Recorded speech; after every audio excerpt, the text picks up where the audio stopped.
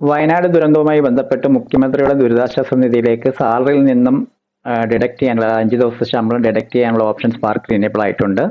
നിലവിൽ നമുക്ക് 4 ഓപ്ഷൻസ് വെച്ചിട്ടാണ് നമ്മളത് സാലറിയിൽ നിന്ന് ഡിഡക്ട് ചെയ്യുന്നത്. ജീവനക്കാർക്ക് ഇഷ്ടമുള്ള ഓപ്ഷൻ തിരഞ്ഞെടുക്കാവുന്നതാണ്.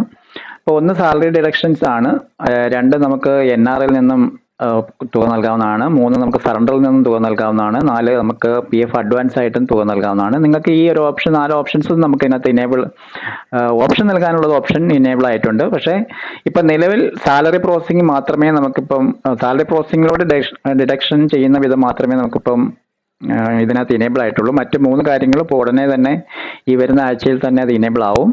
നമുക്ക് ഈ സാലറിയിൽ നിന്ന് എങ്ങനെ ഡിഡക്ട് ചെയ്യാം എന്നുള്ളതിനെ പറ്റിയുള്ള ഇതെങ്ങനെയാണെന്ന് നോക്കാം. നമുക്കിത് DDA ലോഗിൻ വഴിയും ക്ലർക്ക് ലോഗിൻ വഴിയും ചെയ്യാവുന്നതാണ്. ഞാനിപ്പം ഇത് ഓപ്പൺ ചെയ്തിട്ട് നമുക്ക് ഈ ഇത് എങ്ങനെയാണ് ചെയ്യുന്നതെന്ന് നോക്കാം.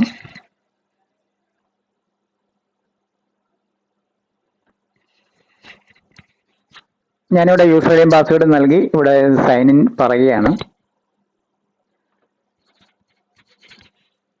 ഇവിടെ ഇപ്പോൾ സ്പാർക്ക് ഞാൻ ഓപ്പൺ ചെയ്തു. നമുക്ക് ഇതിനകത്ത് എടുക്കേണ്ട ഓപ്ഷൻ എന്ന് പറയുന്നത് സാലറി മാട്രിക്സിനകത്താണ്. സാലറി മാട്രിക്സിനകത്ത് ഏറ്റവും താഴെയായിട്ട് നമുക്ക് Wayanad CMDRF Wayanad 2024 contribution details എന്നുള്ള ഓപ്ഷൻ കാണാൻ പറ്റും.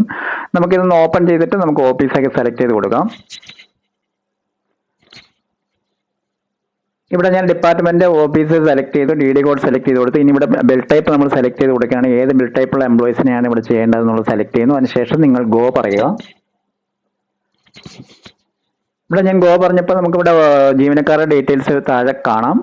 നമുക്കിവിടെ ഡെസിഗ്നേഷൻ കാണാം, എംപ്ലോയിയുടെ നെയിം കാണാം. ഇവിടെ വില്ലിംഗ് ടു കോൺട്രിബ്യൂട്ട് എന്നുള്ള ഓപ്ഷൻ നിങ്ങൾക്ക് കാണാം. ഇവിടെ നിങ്ങൾക്ക് യെസ് സെലക്ട് ചെയ്യാം, നോ സെലക്ട് ചെയ്യാം. അതായത് വില്ലിങ്സ് ആയവർക്ക്, അതായത് സമ്മതപത്രം നൽകിയിട്ടുള്ളവർക്ക് യെസ് സെലക്ട് ചെയ്യുക, സമ്മതപത്രം തരാത്തവർക്ക് നോ ഇവിടെ സെലക്ട് ചെയ്യാവുന്നതാണ്. അതോടൊപ്പം നമുക്ക് യെസ് സെലക്ട് ചെയ്ത് കഴിഞ്ഞാൽ വെബ്സൈറ്റിലെ പേയ്മെന്റ് ഓപ്ഷൻ നമുക്ക് കാണാൻ കഴിയും. ഇവിടെ നമുക്ക് 4 ഓപ്ഷൻ കാണാൻ പറ്റും: salary deductions, leave surrender, PF temporary advance, PF NRI withdrawal. നമുക്ക് സാലറി ഡിഡക്ഷൻസ് മാത്രമാണ് നമുക്കിപ്പോൾ സ്പാർക്കിൽ ഇപ്പോൾ ഇനേബിൾ ആയിട്ടുള്ളത്. മറ്റ് 3 കാര്യങ്ങൾ ഉടനെ തന്നെ ഇനേബിൾ ആവുന്നതാണ്.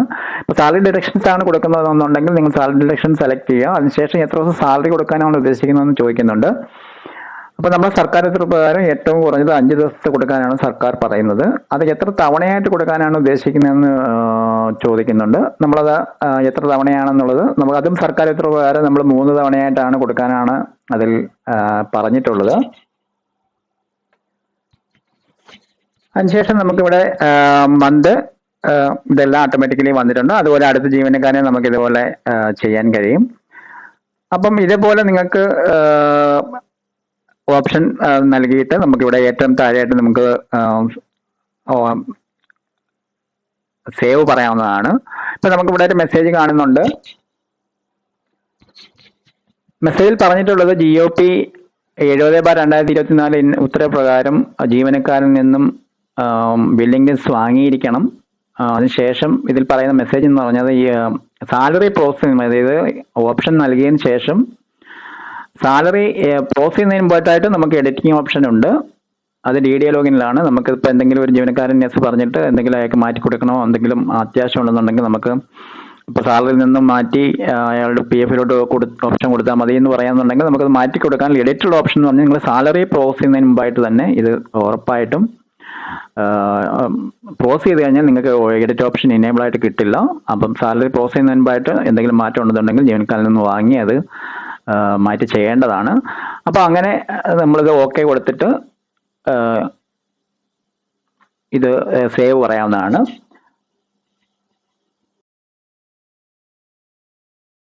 നിങ്ങൾ സേവ് പറഞ്ഞതിന് ശേഷം നിങ്ങൾക്ക് എഡിറ്റ് ചെയ്യണമെന്നുണ്ടെങ്കിൽ നിങ്ങൾക്ക് ക്ലർക്ക് ലോഗിനിൽ അല്ല ചെയ്യേണ്ടത്, DDA ലോഗിനിലാണ്. നിങ്ങൾ DDA ലോഗിൻ ഓപ്പൺ ചെയ്തിട്ട് നമുക്ക് ഈ ഒരു ഓപ്ഷൻ വീണ്ടും സെലക്ട് ചെയ്ത് കഴിഞ്ഞിട്ട് നമുക്ക് വെബ്സൈറ്റിൽ നമുക്ക് എഡിറ്റ് ഓപ്ഷൻ കാണാൻ കഴിയും.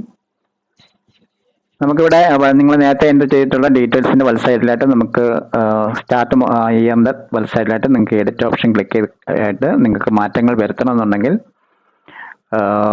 ചെയ്യാവുന്നതാണ്. ഇവിടെ ശ്രദ്ധിക്കേണ്ട ഒരു കാര്യം, സാലറി പ്രോസസ് ചെയ്ത് കഴിഞ്ഞാൽ നിങ്ങൾക്ക് ഈ ഒരു എഡിറ്റ് ഓപ്ഷൻ കിട്ടില്ല എന്നുള്ള കാര്യം പ്രത്യേകം ശ്രദ്ധിക്കുക. അതിനുശേഷം നമ്മൾ സേവ് ചെയ്തിട്ടുള്ള ഡീറ്റെയിൽസ് നമ്മൾ സി എം ഡി ആർ എഫിലേക്ക് സേവ് ചെയ്തിട്ടുള്ള ഡീറ്റെയിൽസ് നമുക്ക് കാണുന്നതിനായിട്ട് നമുക്ക് ഡിഡക്ഷൻസിൽ ഇത് ലിസ്റ്റ് ചെയ്യുന്നതാണ്. അതിനായിട്ട് നിങ്ങൾ ചേഞ്ചസിന് വന്ന് അതിന് സബ്മെനുമായിട്ട് നിങ്ങൾ പ്രസന്റ് സാലറി സെലക്ട് ചെയ്ത് നിങ്ങളുടെ ഓഫീസ് നെയിമും മറ്റു കാര്യങ്ങളൊക്കെ സെലക്ട് ചെയ്ത് എംപ്ലോയി സെലക്ട് ചെയ്ത് ഗോ പറഞ്ഞു കഴിയുമ്പോൾ നിങ്ങൾക്ക് ഇവിടെ ഈ ഒരു പേജിലായിട്ട് നിങ്ങൾക്ക് ആ ഒരു ഡിഡക്ഷൻസിന്റെ ഡീറ്റെയിൽസ് കാണാൻ കഴിയുന്നതാണ്.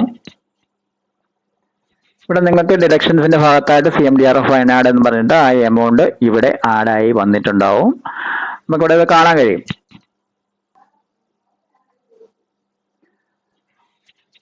സാധാരണ നമ്മൾ ഈ ഒരു ഡിഡക്ഷൻസ് കണ്ടതിന് ശേഷം നമുക്ക് നോർമലി നിങ്ങൾ സാലറി പ്രോസസ് ചെയ്യുന്ന പോലെ തന്നെ നിങ്ങൾക്ക് സാലറി പ്രോസസ് ചെയ്യുന്നതാണ്. അതിൽ മന്ത്ലി സാലറി പ്രോസസിങ് സെലക്ട് ചെയ്ത് സാലറി പ്രോസസ് ചെയ്യാവുന്നതാണ്.